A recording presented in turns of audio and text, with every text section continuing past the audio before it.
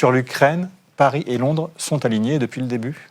Pas depuis le début, mais en revanche, on a un réalignement en fait, français sur les positions britanniques. C'est-à-dire que depuis au moins 2014, si ce n'est avant, la menace russe avait été reconnue comme telle par le Royaume-Uni. Il y a toute une longue histoire de cette relation compliquée. Après la première agression russe contre l'Ukraine, l'annexion de la Crimée, la guerre dans le Donbass, le Royaume-Uni, Londres s'était positionné aux côtés de Kiev dans le soutien, l'assistance militaire, la formation de l'armée, de même que les Américains et les Polonais à l'époque.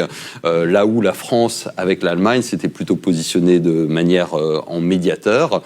Après 2022, finalement, la France a reconnu en partie s'être fourvoyée sur la voie d'une conciliation de la Russie et est progressivement revenue sur une position britannique. Et aujourd'hui, finalement, on a effectivement un co-leadership. Des fois, d'ailleurs, Paris a même dépassé Londres sur certaines propositions, dont la question du déploiement de forces au sol, sur laquelle aujourd'hui il se retrouve.